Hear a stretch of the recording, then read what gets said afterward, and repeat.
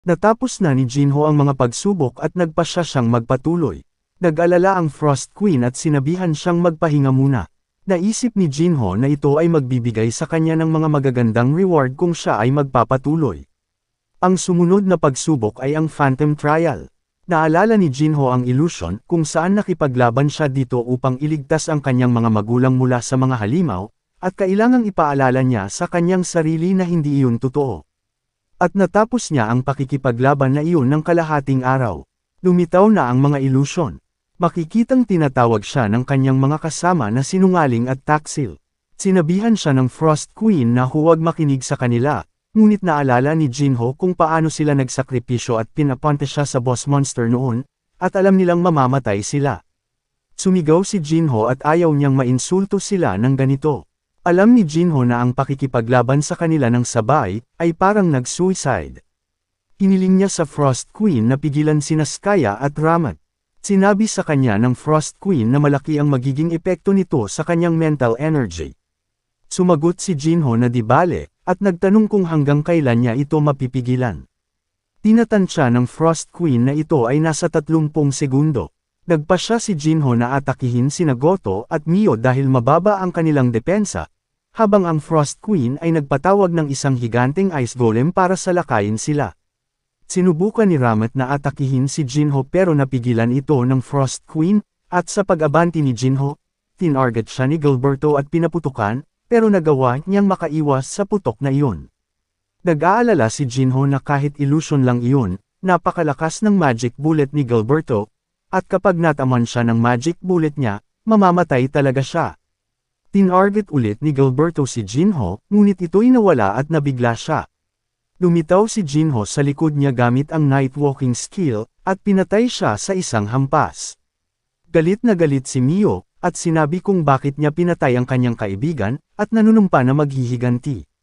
Alam ni Jinho na magiging mahirap na talunin siya sa isang sword fight, pero naisip niya na maaaring magkaroon siya ng pagkakataong umatake dahil emosyonal siyang naapektuhan ng pagkamatay ni Gilberto. Tumakbo siya papunta kay Jinho para umatake, pero nailagan ito ni Jinho.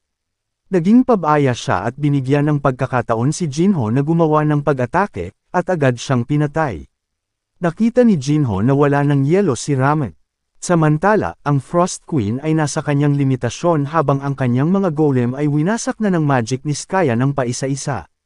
Inatake ni Skaya ang Frost Queen, pero dumating si Jinho at hinarangan ang mga pag-atake at pinrotektahan ang Frost Queen. Pinuri niya ang Frost Queen sa matagal na pagpigil sa kanila. Umatake si Ramat habang inaalalayan siya ni Skaya mula sa backline.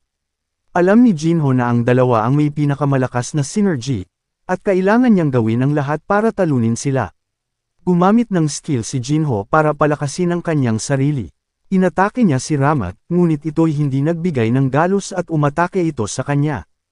Naiwasan ni Jinho ang pag-atake at naisip niyang napakahusay talaga ang kanyang regenerative power. Tinarget ni Skaya si Jinho, pero nakatakbo si Jinho palayo habang inaatake siya ng mahika ni Skaya. Piniro ni Jinho si Ramat na ikinagalit nito, at hinarangan siya. Sinuntok siya ni Ramat kaya nabasag nito ang kanyang ice shield at nagbigay ng internal injuries, pero ginamit ni Jinho ang pagkakataong ito para atakihin siya at saksakin. Kumpiyansa si Ramat na hindi siya maaapektuhan ng pag-atake, pero gumamit si Jinho ng kasanayang pinangalanang Law of Life, na tumagos sa kanyang katawan, na agad siyang napatay. Nakita ni Skaya na namatay si Ramat sa kanyang harapan. Natarante si Skaya nang makita niya ito.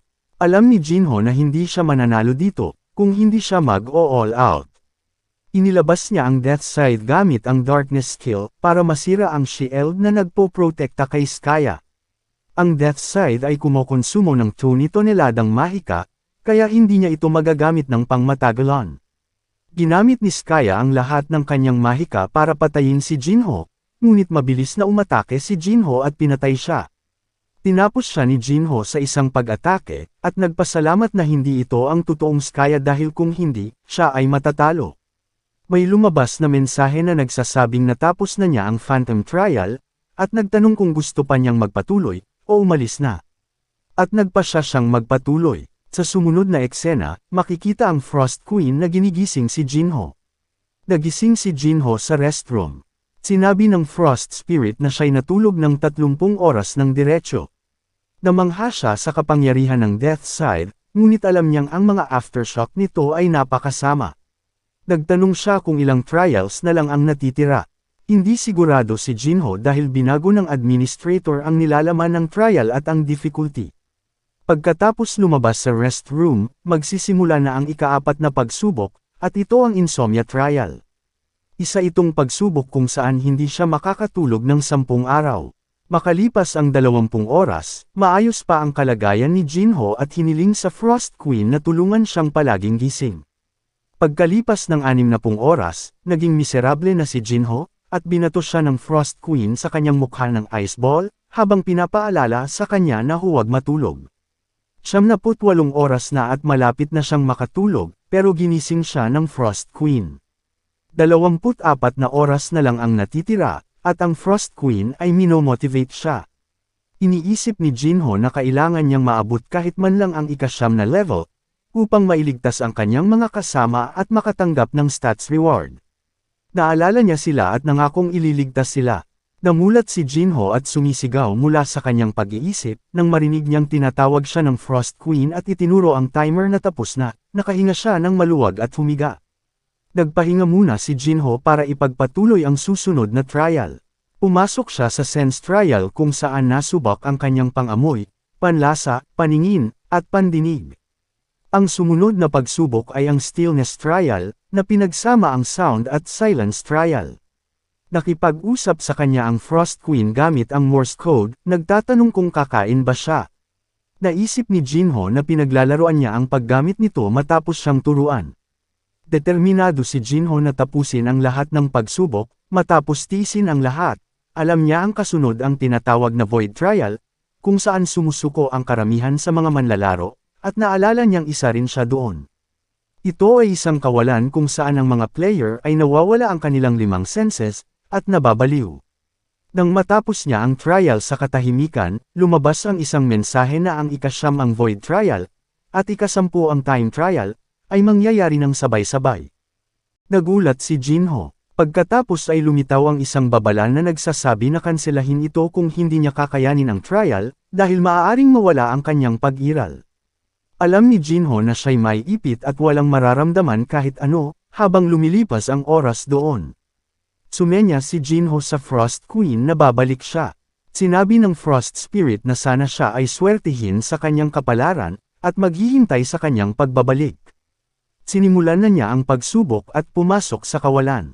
Iniisip ni Jinho kung ilang oras na kaya ang lumipas, at napaisip kung susuko na ba siya tulad ng huling pagkakataon. Pinaalalahanan niya ang kanyang sarili na gumawa siya ng isang matapang na desisyon, at iniisip na hindi siya mamamatay sa lugar na ito. Nagising si Jinho at binati siya ng Frost Queen. Nagtanong siya sa Frost Spirit kung gaano katagal na ang lumipas, at sinabi nito na 10 araw na ang lumilipas. Isinumpa ni Jinho ang kuweba dahil inaakala niyang 1 buwan na siya dito. Napansin ng Frost Queen na may nagbago sa kanya. Sinuri ni Jinho ang kanyang katawan at nalaman na ang kanyang magic loss rate ay nasa 0%, kumpara sa 3% noong siya ay si Spectre. Ka-level niya ngayon si Skya na na-blessed ng magic, na nagbibigay ito sa kanya ng perpektong magic control. Gumawa siya ng isang sandata at inatake ang mga dingding ng kuweba. Nagulat sila at sinabi ng Frost Queen na mas malakas ito kaysa sa dati niyang ginagamit. May lumabas na mensahe na nagsasaad na na-clear niya ang mga trial, at ang kanyang mga reward ay inihahanda na. Si Jinho ay biglang nainip at gustong makita ang mga rewards, at nagtataka kung bakit hindi pa niya natatanggap ang kanyang mga gantimpala. May lumabas na babala na nagsasaad, na huwag siya masyadong mabalisa, at ang reward ay kinakalkula pa. Nakita ni Jinho ang dalawa sa kanyang mga kasanayan, na tumaas ng 2 puntos, habang ang kanyang mga istatistika ay tumaas ng 20 puntos. Doble ito sa bilang ng mga reward na nakuha niya nung nakaraan. Napansin din niya ang isang bagong title na Limit Breaker, na nagbibigay sa kanya ng isang random na istatistika sa tuwing siya ay magle-level up. Iniisip ni Jinho na sa oras na umabot siya sa level 130 ay magkakaroon siya ng 100 bonus stats sa kabuuan, na magpapalaki ng agwat sa pagitan niya at ng iba pang mga players. Pinutol ng Frost Queen ang kanyang pananaginip ng gising, at sinabing gusto na niyang umalis sa kuweba. Sa labas ng gate, naghihintay ang isang monghe at isang bodyguard sa pagbabalik ni Jinho. Nag-aalala sila na isang buwan na ang nakalipas at hindi pa rin siya bumabalik, at nang mapansin nilang na-update na ang ranking ng Cave of Trials, at si Jinho na ngayon ang number 1 na matagumpay na na-clear ang 10th floor. Nagulat ang monghe, at sinabing ipinanganak na ang maalamat na manlalaro. Samantala, makikita ang isang mansion kung saan naglalaro ang mga bata. Makikita si Cal Siner na bumisita sa isang orphanage, at binati siya ng isang blonde na lalaki sa entrance. Sinabi ng blonde na lalaki na ginagawa nila ito para sa Heavenly Demon. Sinabi ni Cal Siner na ang lalaking ito ay si Milo Torres at sinabihan siyang mag-ingat, at hindi basta-bastang ibanggit ang pangalang iyon sa mga bata. Pinitik ng blonde na lalaki ang kanyang mga daliri, at lahat ng mga bata ay tumigil sa kanilang ginagawa.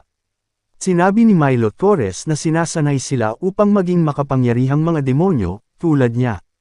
Pinitik niya ang kanyang mga daliri at bumalik ang mga bata sa kanilang ginagawa. Pagkatapos ay niyaya niya si Cal Siner sa loob.